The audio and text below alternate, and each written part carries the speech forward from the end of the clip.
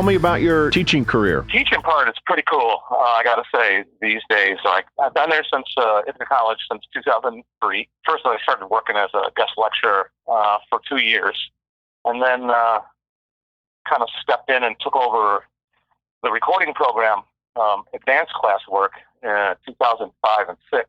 And then 2007 is when I started there full time. So I assume you're working like Monday through Friday at the school? Yeah, actually, I was there last night too. So for a while, students were given recitals. So if you taught English, and this is no disrespect towards English teachers, I don't know why I said English, but if you were teaching, in the liberal arts institution, so I could be correct here in my phrasing, you may teach 2 or 3 classes a week, or maybe more than that. You do your normal business, and then you go home.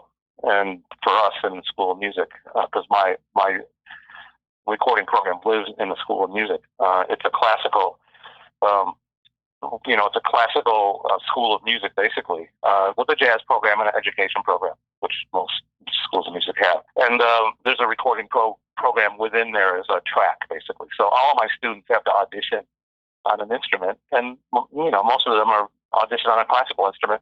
Kids that are interested in recording typically could play saxophone or play trumpet, but they also play guitar, they play bass, they play drums. They want to record. They're super well-rounded. So although their curriculum is based in, the classical repertoire, if you will,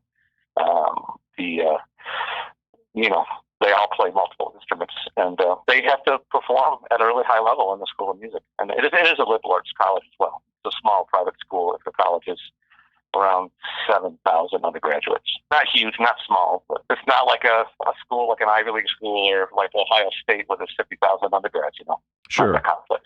And as far as the students, do they typically go off and continue as musicians, or are they going off and doing recording careers? Most of my kids, believe it or not, get hired before they graduate. So currently it's a small program, right? So it's not like it's not like a Full Sail or one of those programs, or like some of the larger programs that, crank out, some state schools crank out, 150 kids a year or something into a place that there's only going to be X amount of jobs.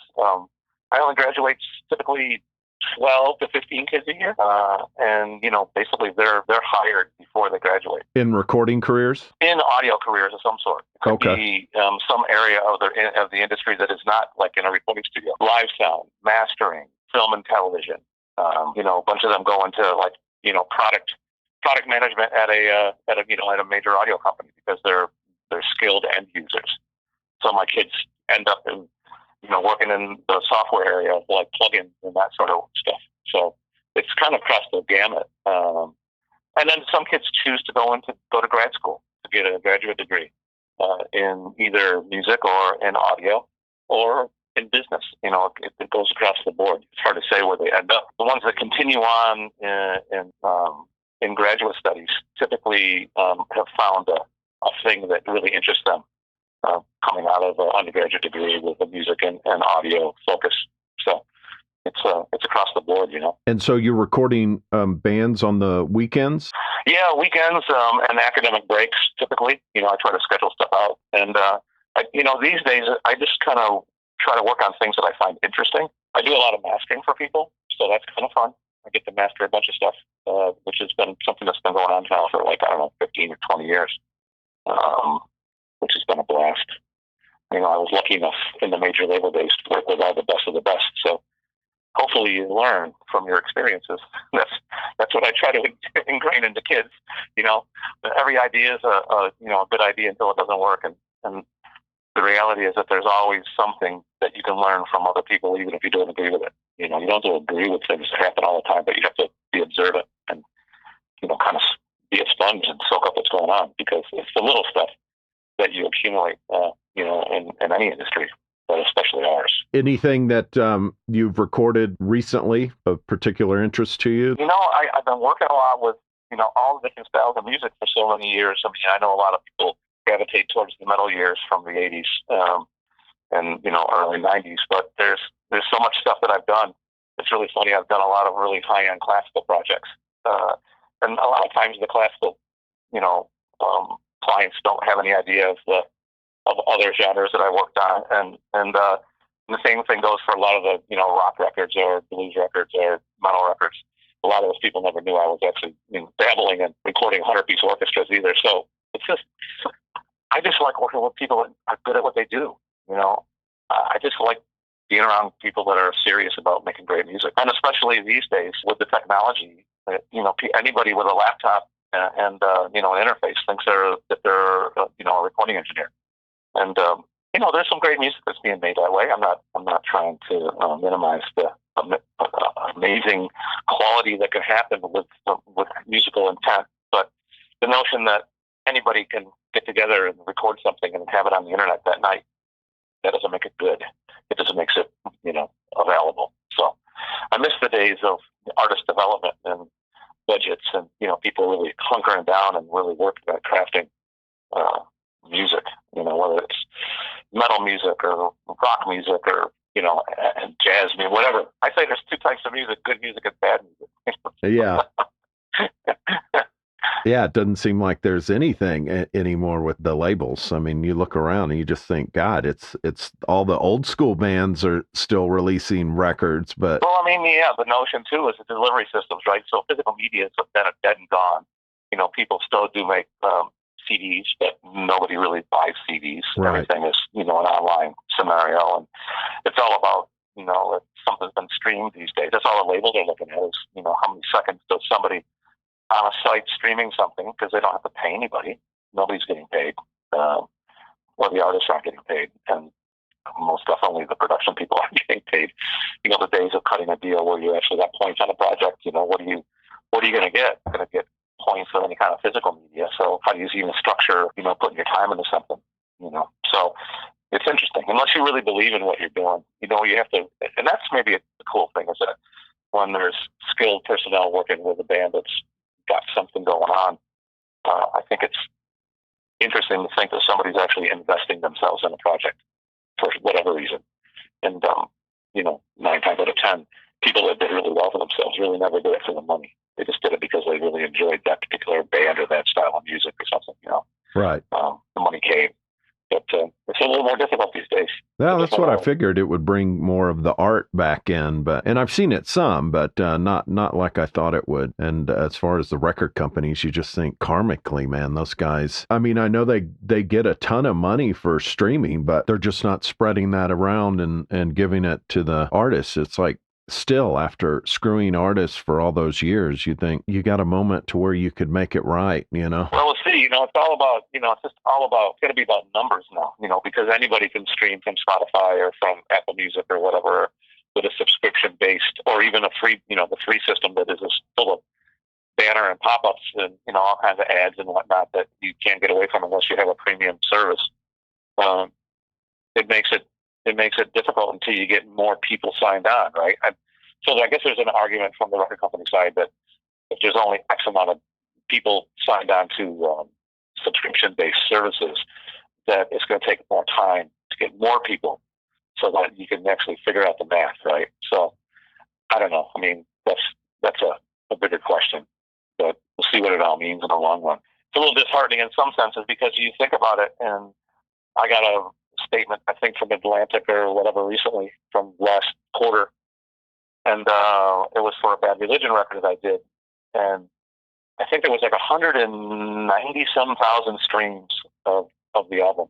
And I think the check was for $68 or something crazy like that. Unbelievable.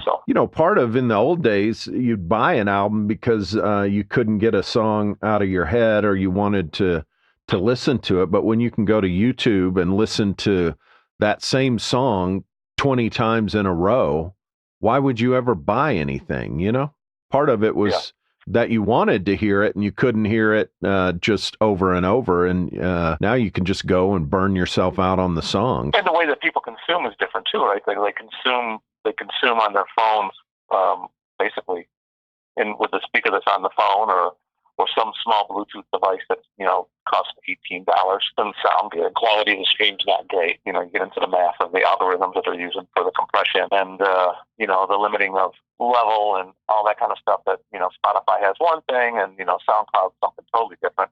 And anytime somebody posts something up there, it really sounds really not good. Things like Tidal and some other streaming services that were higher bit rate and sampling rate stuff so that it was higher quality, but then expensive, and the servers, the service is expensive, and who's going to buy in, and it's just it goes on and on and on. So it's always been driven by the public, what they're going to lowest common denominator, what they will accept as convenience over quality, and that's kind of where we are currently. Personally, that's how I feel about where we're at. But most of us will still keep trying to make good music, and that are invested in working with bands that are fun, and with the music that is inspiring and makes you feel something. It's always important to me.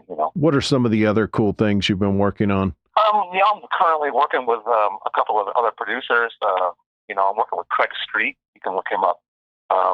He lives in Ithaca now.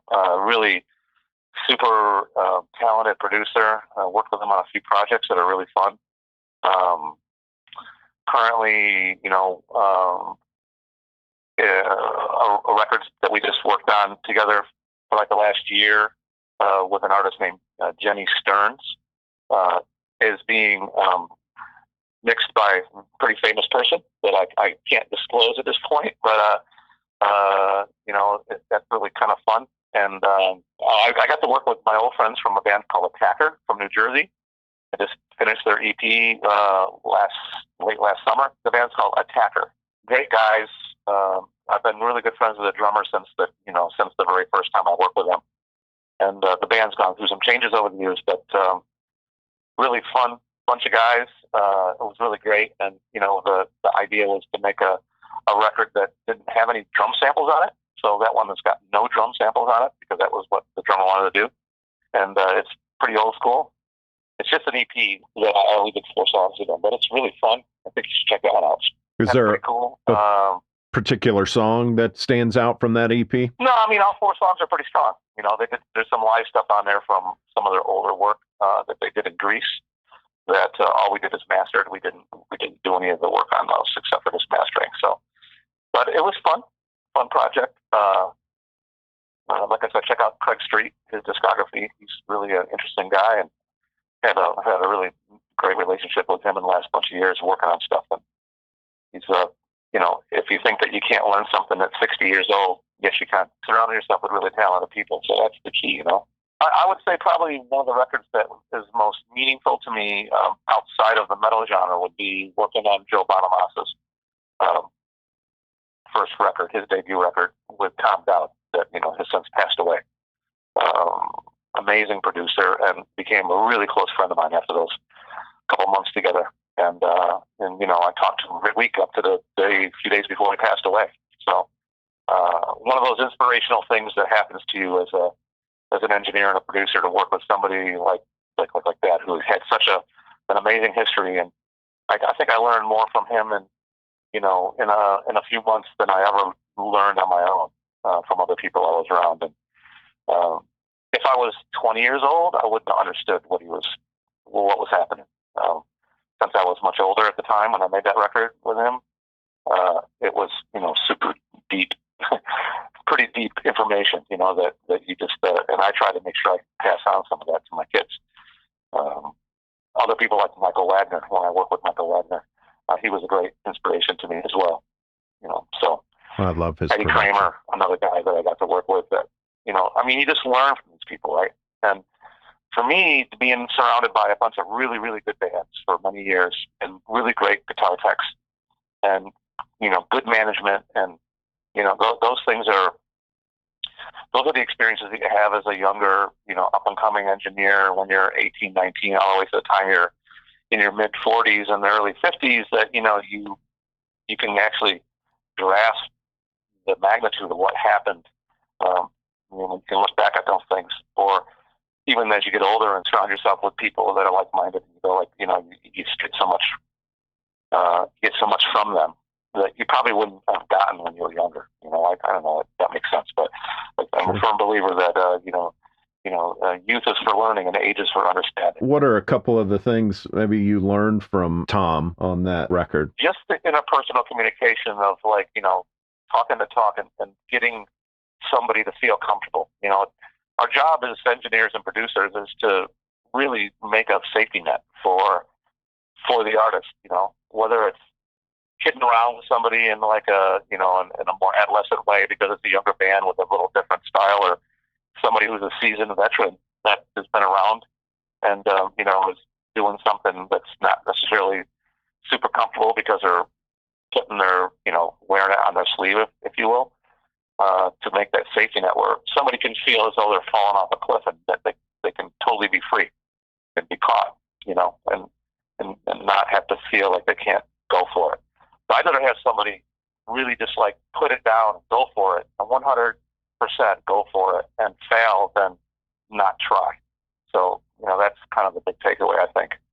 And that part was really meaningful with Tom. It's really so much about the feel. I've always been that kind of, I always gravitate towards the feel of the drums or the feel of the rhythm section. That's more important than somebody technically playing something perfect, because making something perfect is boring to me.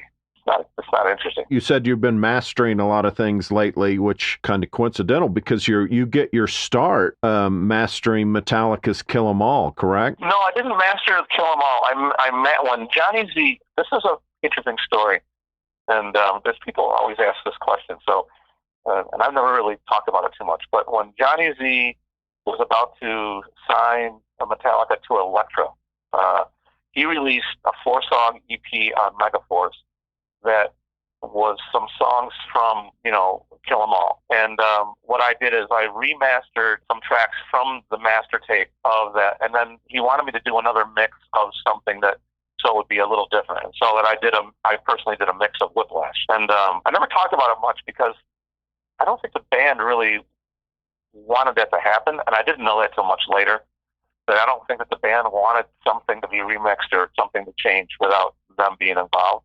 And I had no knowledge of any of that, so I've always sort of not talked about it so, because I didn't want to start a shit show, from way back then. That's what happened, So I did master that project, but at that point I was in my early 20s, probably anyway, and I was working on projects, for Johnny and for the folks over at Combat and Music for Nations and those projects that were going on at that time. And so that I was, all of a sudden mastering something for the first time because I wanted to be a mastering engineer. It was just that I got to do the mix of that, and then the remastering I did actually, if I remember right now, I can't remember if we took it at the Tom Coyne or not, but I think that I had a long-standing relationship with Tom Coyne, who passed away 2 years ago in April. One of my closest friends in the industry, and probably one of the most sought-after mastering engineers in the world. He was always the guy that I went to for encouragement and for help, and for I was in the middle of mixing something, I sent him something really quick, and he'd help me make sure that I was on the right track with something. So and he was a close friend. I'm pretty sure that we took him. I think that he might have been the one who actually mastered that. I think I was the one who kind of put that thing together and made sure that got the right takes and all that kind of stuff. And then I did do that one remix of the Whiplash. So how does this whole association with Johnny Z come about? Yeah, so Metallica did their first record in Rochester, New York, at a studio called Music America with a producer named Paul Curcio that came from the disco industry, is my understanding. I don't know a lot about his history. I think that I just read recently that he had passed away. I think he just passed away recently. He wasn't that old. Maybe a little older than me, but not that old. And he somehow found his way to Rochester, New York, and opened a studio there. They did their first record there, and Anthrax was the next band that was slated to go into that studio. And he was in the middle of changing gear, so Anthrax was supposed to be there. Supposedly, the story goes that they loaded up and went there, and there was no gear, so they were waited around for a couple of days, and then started looking for studios in upstate New York because they were up here.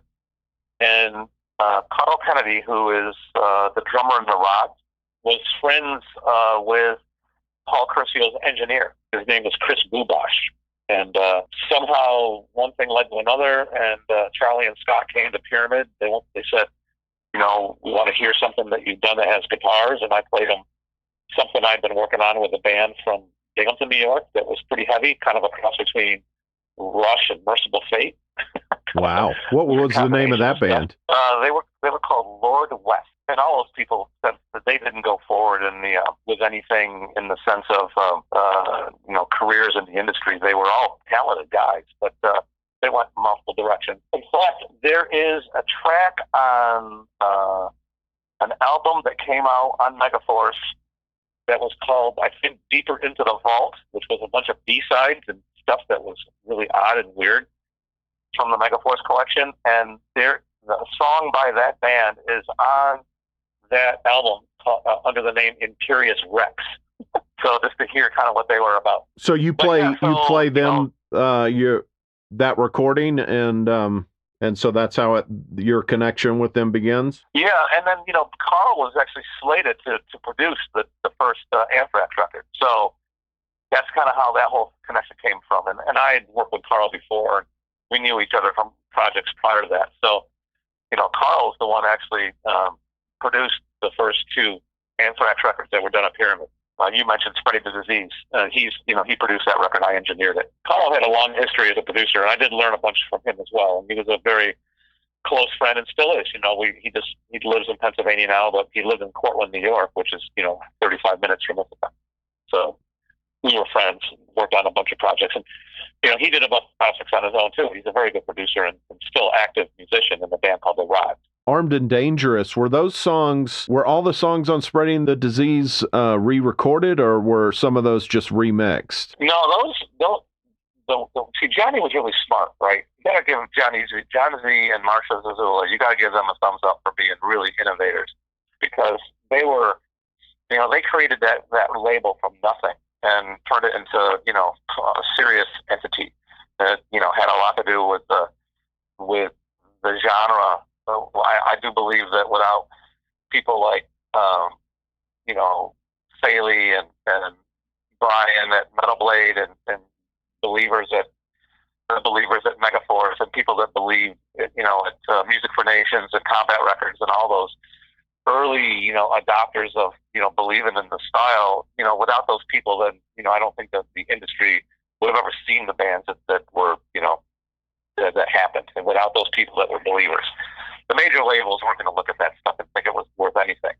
But, there was a cohort of really, I call them, they are the special people that without their intestinal fortitude and their commitment to a style of music and the bands that they, nurtured, we would never have the Metallicas and the Anthraxes and the Slayers and on and on and on. I could sit here for 10 minutes and list every cool band that about. Sure. That came out of that genre because of those people. So that's pretty important stuff. And so John and Marsha's notion was to use it like a promotional CD or like drop it a single. But that was in the era when nobody dropped a single. The EP was the thing. So those 4 songs were dropped early to try to stimulate some interest in the band. So that's where we were in the midst of doing Spreading the Disease, but the notion was to finish those songs for the EP to stimulate some interest, and that's kind of what he did. And that was a really smart move. You just remixed them, some of those songs? Remixed them, possibly, or what was on the record was an alternate mix of a mix that was done for the EP, but it was like get the EP done and then continue on making the record, basically. That was it. That's what happened. Uh-huh. And so that's also... All from the same session. Like, the session went on. We stopped tracking, mixed those tunes, and then went forward. Oh, I got you. It wasn't like pack it up and go home and then come back. It was like that was done in the midst of the session, basically. That's the introduction to Joey Belladonna. How was it working with him? Great. In fact, last year, they all played, big outdoor amphitheater when they were on tour with Slayer and company and Testament.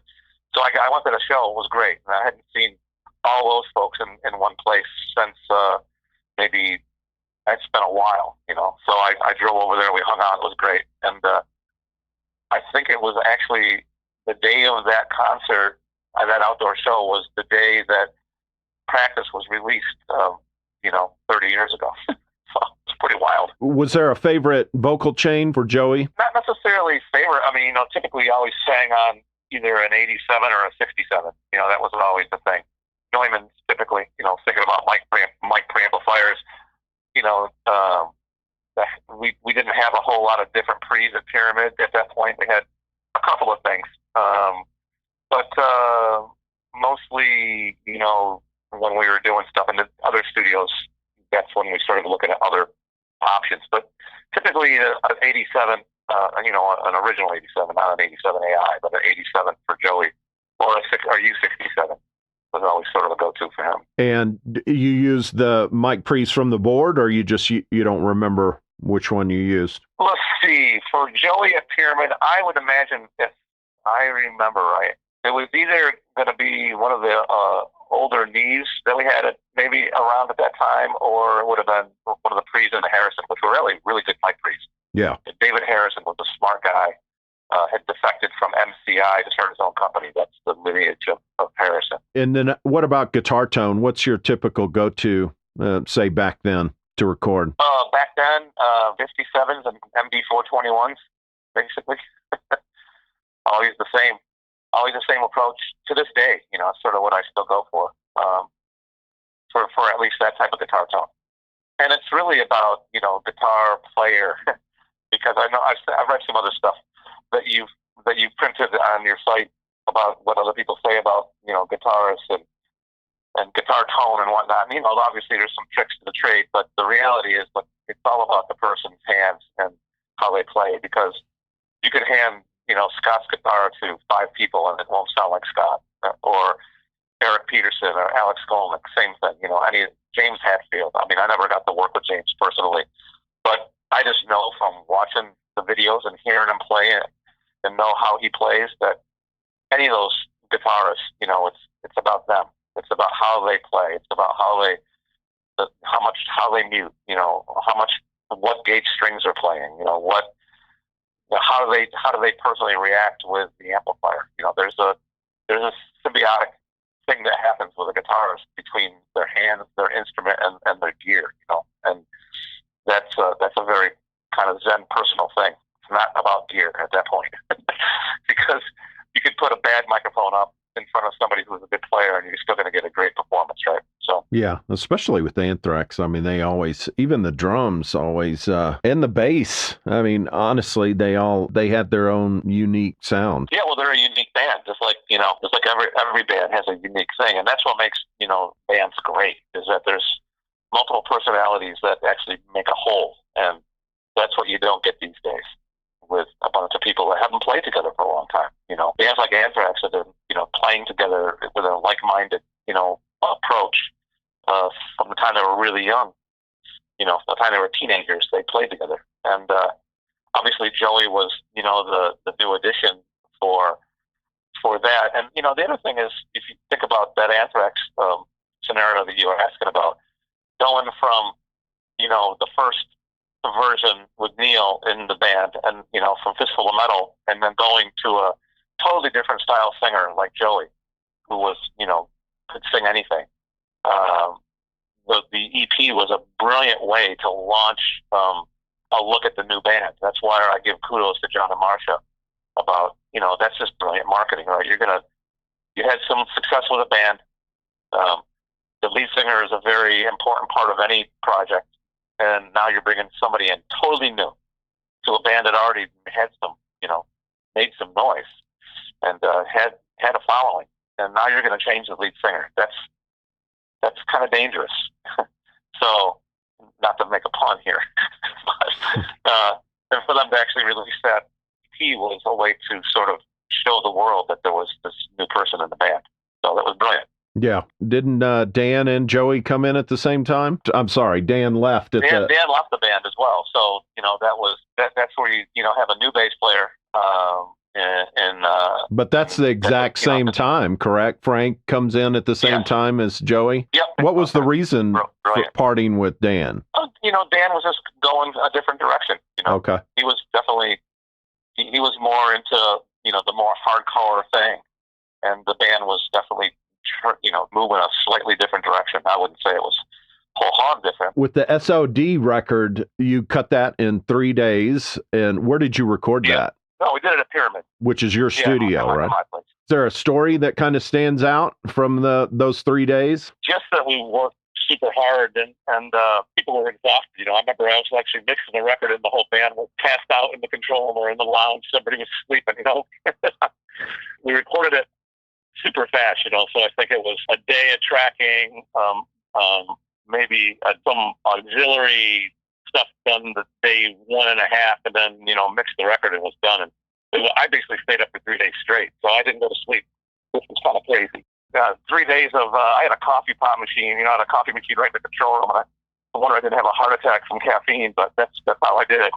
Wow, that's amazing. And you produced that record with Scott Ian, right? Yeah, with Scotty, yeah. And so you engineered that whole thing? Yeah, absolutely. That was the cool part about S.O.D. was that, that was a way that Scott and Dan could do something that was more like something really outside of where they were going with the spreading disease. It's going to be a different animal. That was fun. That's why I was so psyched about working on that project, because they had been going to CBs and, being exposed to some, matinee stuff at CBGBs, and were definitely interested in that style of like super fast, hardcore stuff. And then, you bring Billy Milano into the picture, which was a whole other, entity in his own right. And that, that was just a bunch of people got together and just had a blast for 3 days. It was so much fun. Where did you guys record Spreading the Disease? At Pyramid, at my place. And so how long does that take to record that album? Oh, man, that's a tough one to remember now.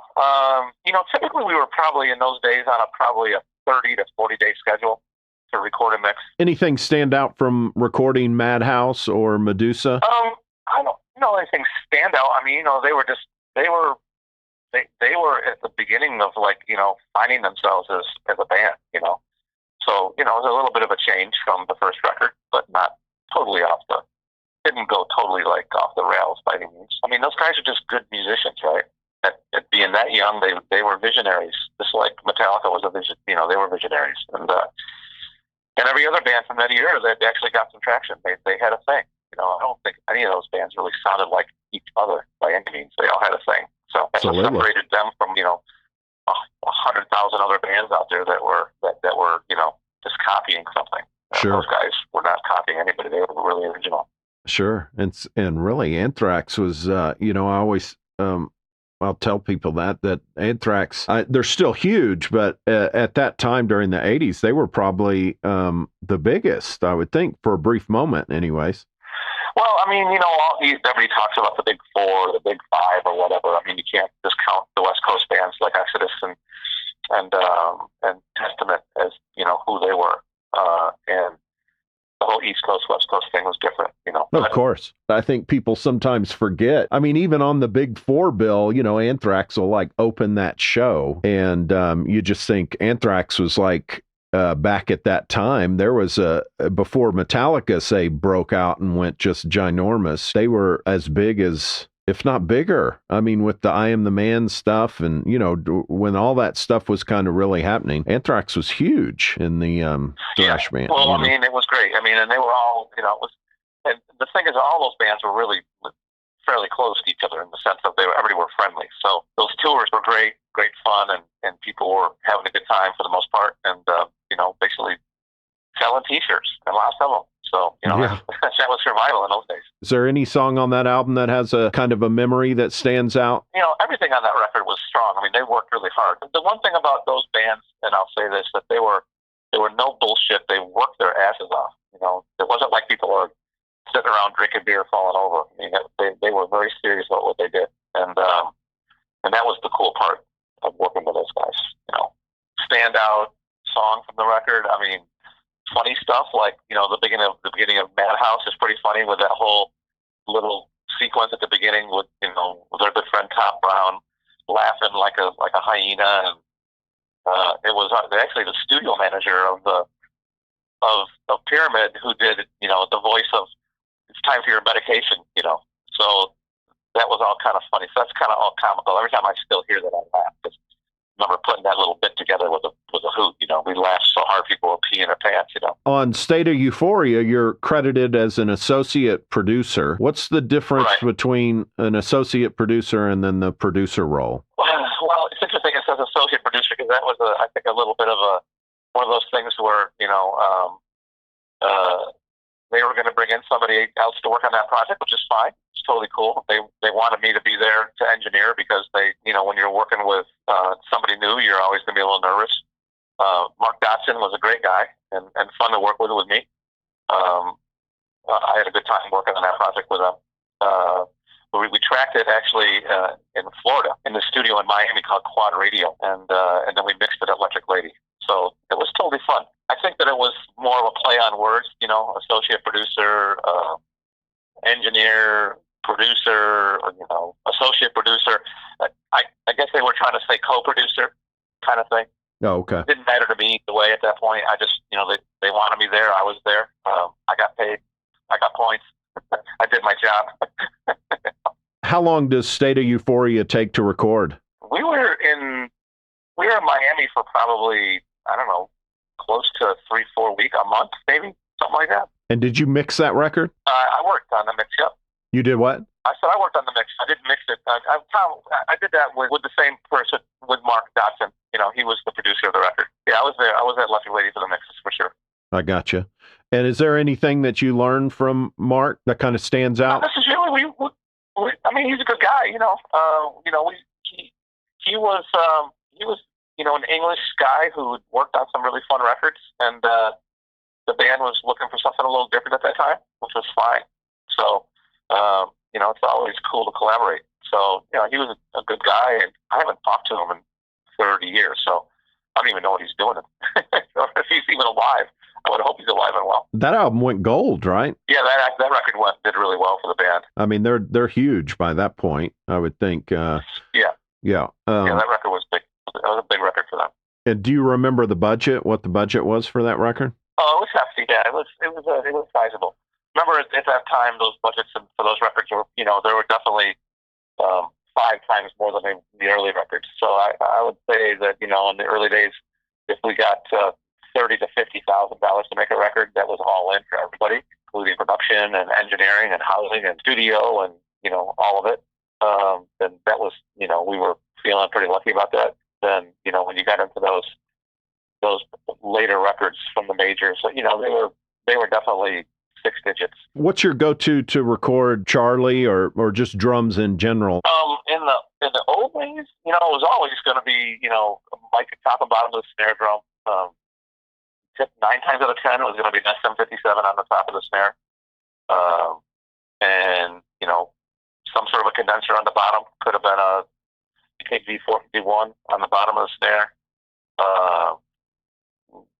Kick drum microphones back in the day. A lot of times we had multiple microphones in the kicks. Usually, when those boundary microphones came out, the 91s from Shure inside the kick drum, and then probably at least one other kick drum microphone, a dynamic of some sort, probably a D12, a D112. Not until later did we get the things like the Beta 52s and that kind of thing. But earlier on, and then tom-toms, 9 times out of 10, if I was on the West Coast, a lot of the West Coast guys were really big into the AKG. Basically, it was like a 451 preamp body, and I had a 451 I think it was called a C452 capsule.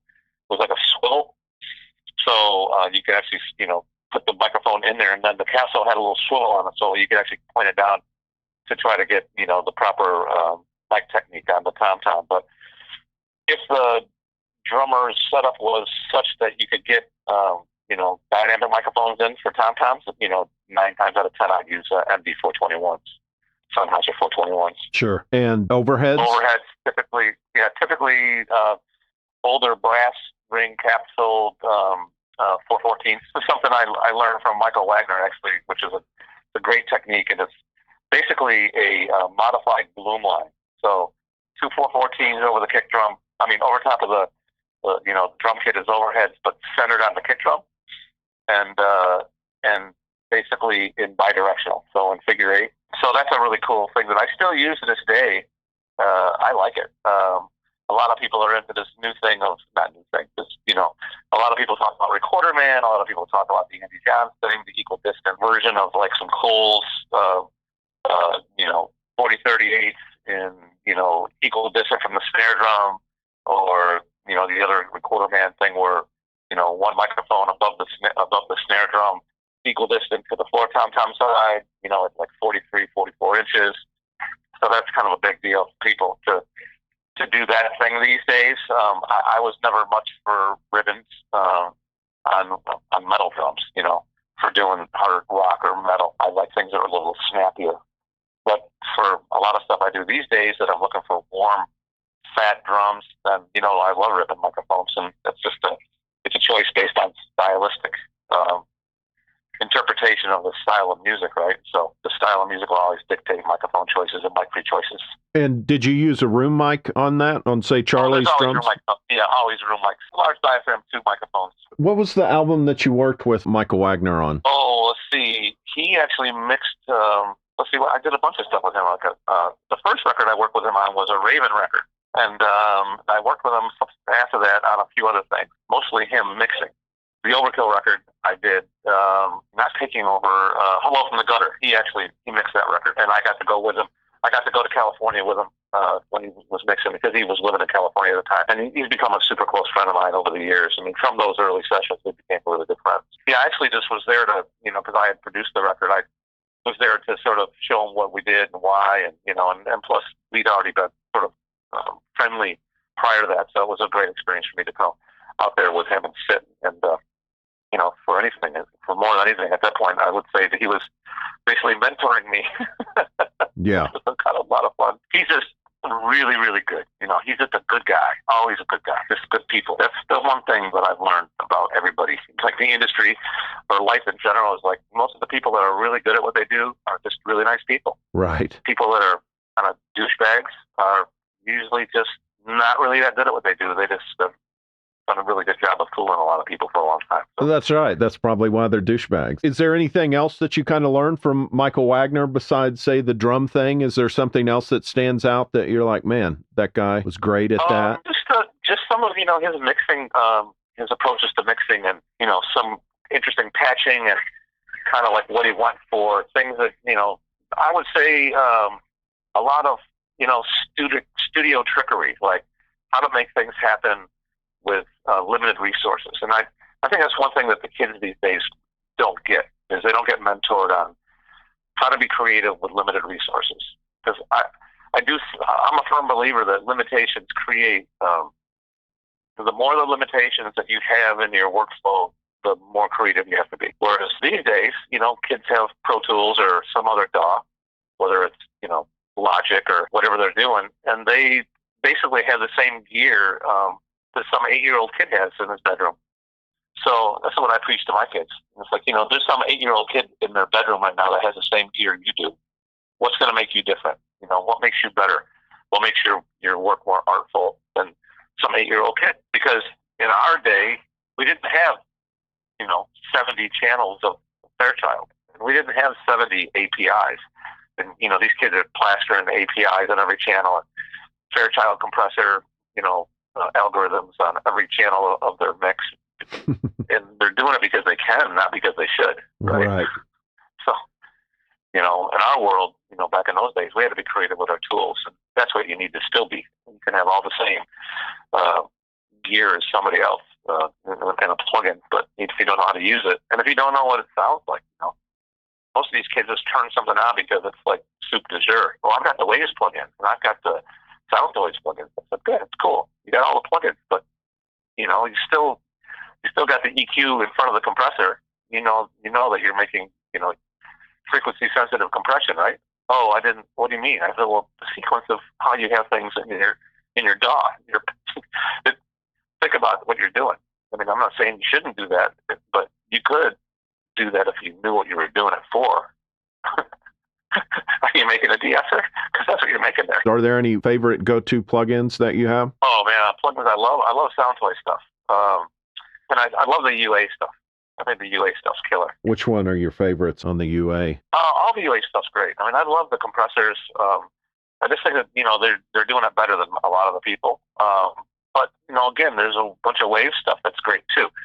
So, it's like anything else. I mean, there's things I like and there's things I don't like. It's like in gear. There's certain things I like in the analog world and I don't like in, things I like and things I don't like. So. Yeah. Is there a plug-in that you kind of use almost every time? Yeah, no, I don't. Yeah, I don't super formula. My big pet peeve is that, I preach this to the kids too, that the minute you make a microphone choice in a certain room, you already sort of mixing. So that's the reality. A microphone choice and a microphone position, you already started the mix process. That's important to note, After the Anthrax album, I mean, it looks like you were just inundated with tons of work. You did M.O.D. and Testament, The Legacy, did Overkill, Nuclear Assault, Agnostic Front. Is that why you didn't work on Among the Living by Anthrax? They, at that point, you gotta realize too, the Anthrax folks, they were in control of their own destiny, right? They're all really smart guys. And even when they were young, they were super invested in trying to figure out what was going to be the right move for them. And for them at that point, they really were interested in working with Eddie Kramer. So, just like we all like to try different pieces of gear and go to different studios and work in different rooms with different bands, they had a vision that they wanted to work with Eddie.